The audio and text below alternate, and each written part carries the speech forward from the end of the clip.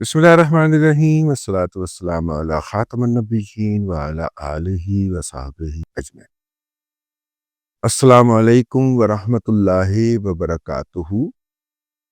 دو اہم خبریں ہیں اور دونوں کی اہمیت اپنی جگہ کے اوپر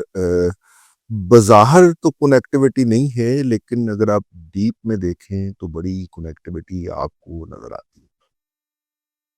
پہلی خبر تو یہ ہے کہ شہباز شریف صاحب نے اپنی کابینہ کے تمام ارکان سے شدید ناراضگی کا اظہار کیا ہے۔ اس وقت اگر ہم کہیں تو اس پورے سیٹ اپ میں سب سے مطمئن انسان اگر کوئی ایک بندہ ہے تو اس کا نام میاں محمد شہباز شریف وزیر اعظم پاکستان ہے۔ باقی لوگوں کو ٹینشن ہو سکتی ہے، بانی کی فلانی کال سے یہ ہو سکتا ہے وہ ہو سکتا ہے، لیکن بتانے والے بتاتے ہیں کہ سب سے کول اور مطمئن آدمی جو ہے اس کا نام شہباز شریف ہے۔ ایک تو یہ بات ہو گئی۔ دوسرا، شہباز شریف صاحب ناراض ہیں۔ ناراض کیا ہیں؟ انہوں نے تمام وزارتوں کو ہدایات جاری کی ہیں کہ 29 فروری کو یہ حکومت تشکیل پائی تھی اور فروری کا مہینہ شروع ہو گیا، یعنی کہ اس مہینے کے اختتام پہ یا یکم رمضان 28 کا مہینہ ہے اس دفعہ فروری کا، تو 28 فروری کو اس کے حکومت کا پورا سال ہو جانا ہے۔ تو تمام وزارتیں ذرا لکھ کے بتائیں تو صحیح کہ انہوں نے اس ایک سال کے اندر کیا کچھ کارنامہ ہائے سر انجام دیے ہیں، ٹھیک ہے، کیا اچیومنٹ کی ہے اپنے شعبے کے اندر، انہوں نے کیا بہتری لائی ہے، کیا ایگریمنٹس کیے ہیں، کیا سرمایہ کاری آئی ہے، کیا ادارے کی مضبوطی کے لیے کام ہوا ہے، یہ انہوں نے تمام لوگوں کو لکھ کے کہا ہے۔ جہاں تک اب اس میں ترتھلی پڑی ہوئی ہے اس وقت تمام وفاقی حکومت کی وزارتوں کے اندر، اور وزراء جو ہیں وہ سیکٹریوں سے کہہ رہے ہیں اور سیکٹری جو ہیں وہ اپنے جوائنٹ سیکٹری اور ایڈیشنل سیکٹری کو ٹکرے مار رہے ہیں کہ جناب چھیتی نال وہ ڈیٹا اکٹھا کریے کہ ہم نے اس ایک سال کے اندر کیا کچھ سر انجام دیا ہے۔ اور انہوں نے یہ بھی کہا ہے کہ اپنی ایک سال کی پرفارمنس آپ نے کیبنٹ ڈویژن کو نہیں بھیجنی، پرائم منسٹر سیکریٹریٹ کو بھیجنی ہے، اور میں اس کا جائزہ لوں گا اور تمام منسٹر اور اس کے جو متعلقہ سیکٹری صاحب ہوں گے وہ میرے ساتھ بیٹھیں گے، اور اس کے بعد پھر ہم وہ تجاویز جو ہوں گی وہ سامنے ڈسپلے کی جائیں گی، اور اس ڈسپلے کے بعد پھر پوری کابینہ اس کے اوپر قوالی کرے۔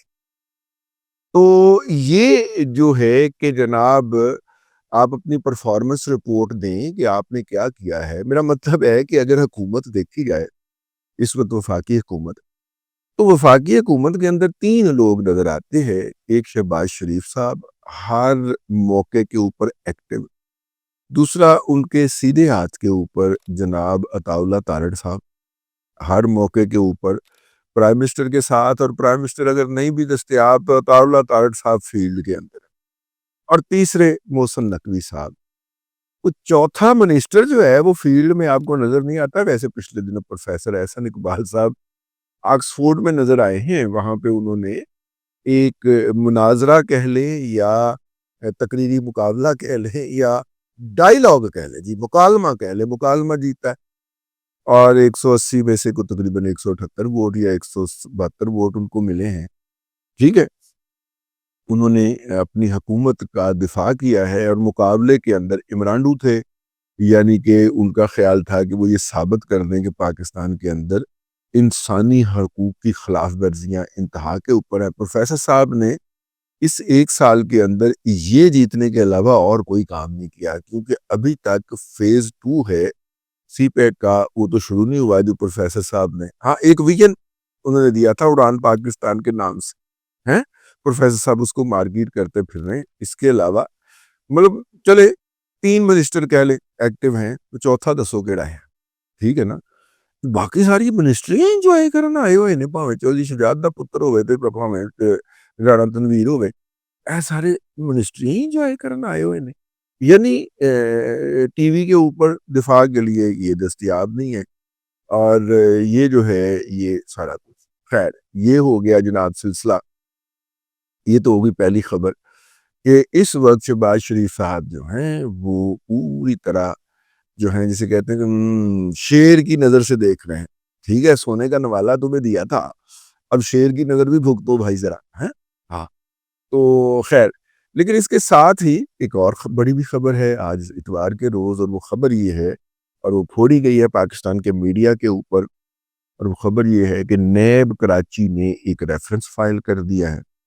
اور ریفرنس فائل کیا ہے جناب ریاض ملک صاحب کے خلاف. پاکستان میں زمینوں پہ قبضے کے سب سے بڑے مافیا کو سمبلائز کرتا ہوا جو شخص ہے،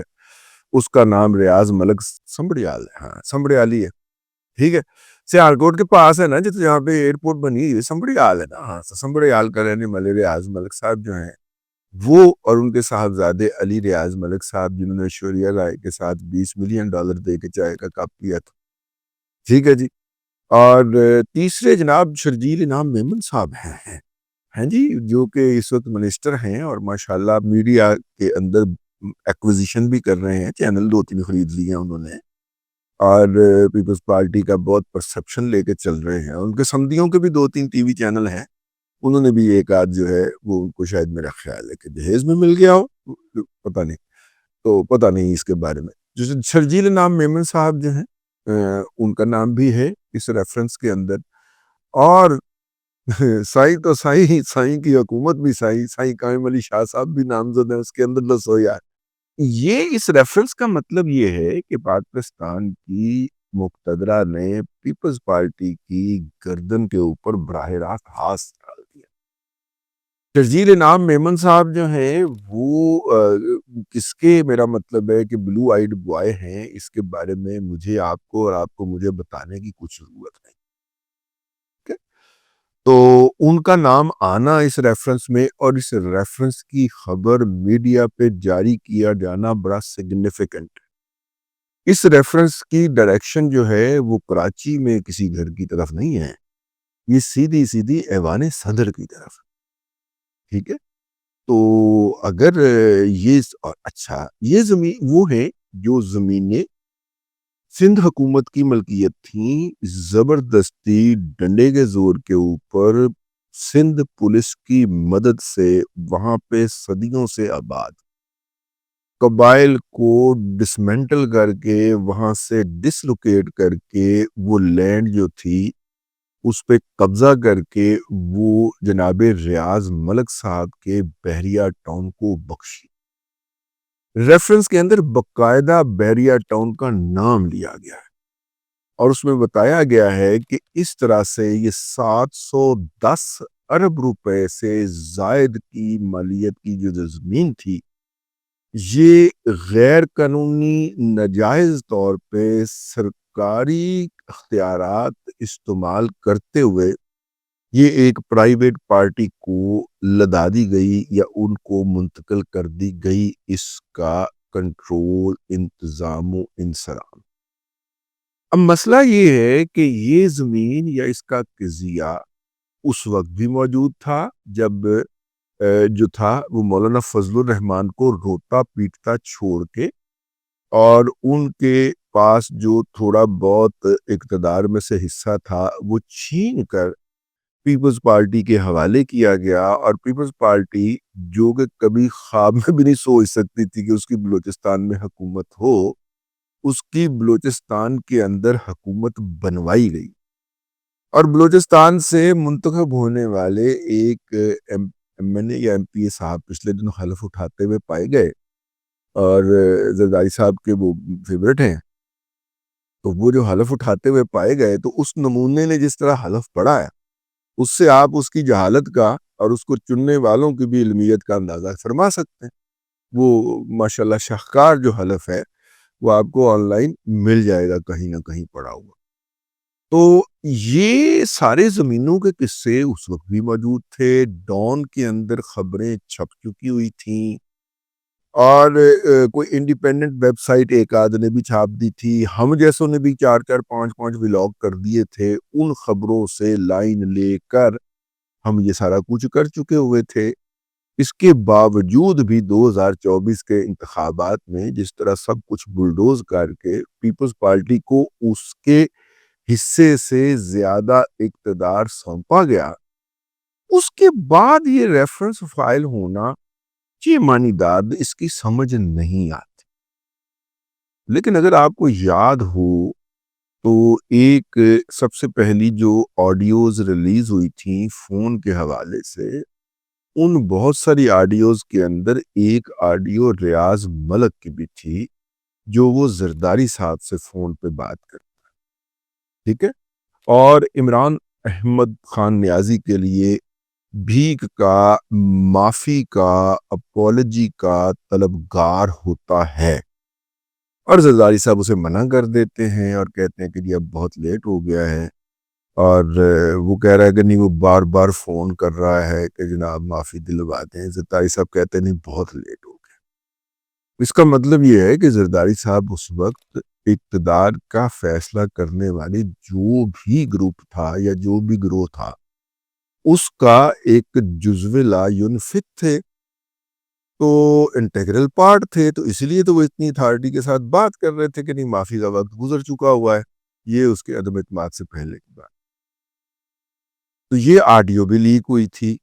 اس کے باوجود بھی اگر آپ نے 2024 کے انتخابات میں زرداری صاحب کو ان کے میرا مطلب ہے کہ حصے سے زیادہ جسے سے زیادہ حصہ دینے کی ہے، تو اب ان کو برداشت کریں، اب بجائے اس کے کہ ایوان صدر کے خلاف آپ اس طرح کی کیمپین کریں گے، تو اس کیمپین کے نتیجے کے اندر یہ جو نظام ہے یہ اور زیادہ بے وقت اور بے عزت ہوگا، ٹھیک ہے نا۔ اب یہ ایک آرگومنٹ ہو سکتا ہے جو میں نے اپنی عرض کیا ہے، لیکن اس کا جوابی آرگومنٹ یہ ہے کہ بھائی ہم نے، اس کا جوابی آرگومنٹ آیا نا جی، پھر میں نے کہیں پہ آرگومنٹ کیا، میں نے کہا دیکھیے، اگر ہم نے سرونگ کور کمانڈر اور جناب ریٹائرڈ جرنیل فیض حمید صاحب وہ نہیں چھوڑے، تو پھر ہم کسی اور کو کیوں معافی دیں گے، ٹھیک ہے نا۔ اب اس آرگومنٹ کے اندر سٹرینگتھ ہے کہ بھائی جان، اگر ہم نے اپنے سرونگ کور کمانڈر صاحب کو او ایس ڈی بنا کے اس کے بعد ان کو پٹیاں شٹیاں اتاری ہیں ان کی، اور ان کو ڈیموٹ کر کے اور سزا وزا دے کے فارغ کیا ہے، تو اس کے بعد پھر ہم نے ایک جرنیل پکڑ کے اندر ٹکا ہوا ہے، جو کہ سنا ہے کہ نفسیاتی طور پہ بھی ڈسٹرب ہو گیا ہے تھوڑا سا، ویسے ڈرامے کرتا ہے، جتنا وہ کائیاں اور جتنا وہ شرور آدمی ہے، وہ ڈرامے ہی کر سکتا ہے، وہ ڈرامے کرتا ہے۔ لیکن چلیے، کہا یہ جا رہا ہے کہ نفسیاتی طور پہ تھوڑے سے وہ ہلے ہوئے ہیں، اگر ان کو ہم نے نہیں چھوڑا بھائی جان، تو پھر باقی بھی اپنا جو ہے وہ باندھ لیں ساز و سامان، ٹھیک ہے۔ تو بہرحال یہ بہت بڑا سکینڈل تھا، اس کو آپ کہیں نہیں پھینک سکتے۔ یہ جو زمینوں کی ڈکیتی ہوئی ہے سندھ کے اندر بیریا ٹاؤن کے نام کے اوپر، اور جس طرح وہاں کی حکومت نے ہینڈ ان گلوز اس ڈکیتی کے اندر باقاعدہ سہولت کاری کی ہے، اس کو آپ کاغذات میں سے اٹھا کے کہیں نہیں لے جا سکتے۔ یہ ڈیئر ڈیول سامنے پڑی ہوئی، ٹھیک ہے نا۔ ڈاکومنٹ کے حوالے سے دیکھ لیں، آفیشل ان آفیشل، پٹوار خانے کی نظر سے دیکھ لیں، یہ ڈکیتی ہے، اس نے کبھی نہ کبھی ظاہر ہونا تھا اور ظاہر ہونا ہے، ابھی بھی نہیں ہوگی۔ ہو سکتا ہے کہ پولیٹیکل ڈیلنگ کے اندر کوئی لین دین کے اندر اس کی کوئی سودا بازی ہو جائے، اس سے اوور لک ہو جائے، لیکن اس ڈکیتی کے اندر جو کریکٹر ہے، جو مین کریکٹر ہے، جو اس ڈکیتی کا فیس ہے، جو چہرہ ہے، جو مکھڑا ہے، جس کا نام ملک ریاض ہے، ملک ریاض کے لیے توبہ کا دروازہ بند ہوا ہے، اور ملک ریاض کو یہ بات جناب آصف علی زرداری صاحب نے ہی بتائی ہوگی نا کہ بھائی جان توبہ کا دروازہ بند ہو گیا، ٹھیک ہے۔ ملک ریاض صاحب جو ہیں، میں نے ان کے بارے میں کسی سے پوچھا، میں نے کہا کہ جی پچھلی دفعہ بھی آپ نے جب اس کو پکڑا تو ہم آپ کے ساتھ کھڑے تھے کہ جناب یہ مافیا ہے، اس کے اوپر ہاتھ ڈالیں، لیکن پھر آپ نے سودے بازی کر کے ادارے نے اس کو چھوڑ دیا، تو اس دفعہ آپ چھوڑیں گے تو نہیں، کیونکہ ہم تو آپ جس بھی چور پہ ہاتھ ڈالیں گے ہم تو آپ کے ساتھ ہیں، لیکن مطلب کہ اتنا کی ساتھ ہونا جو کل کو پتا چلے آپ نے پھر ان کے ساتھ کوئی نیگوسیشن کر لی ہے۔ تو انہوں نے کہا کہ نہیں، اس دفعہ جو ہے ملک ریاض صاحب نے بھی وہی حرکت فرمائی ہے جو جناب فیض حمید صاحب نے فرمائی۔ ان کو نظر انداز کرنے کا فیصلہ ہوا تھا کہ چلیں جو ہو گیا، یہ اپنے گھر خوش، ہم اپنے گھر خوش، تو نظام کو آگے لے کے چلتے ہیں۔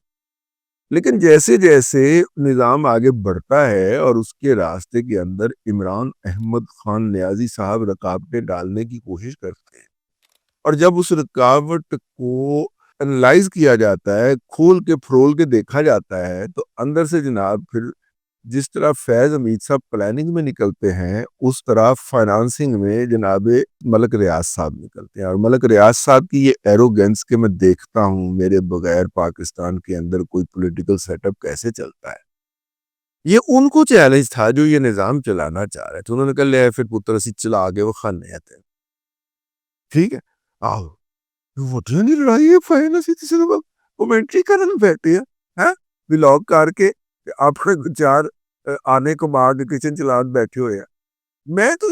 اس میں بڑوں کی جو لڑائی ہوئی ہے نا، اس کے اندر مطلب کہ آئی بال ٹو آئی بال ہو گئے۔ مطلب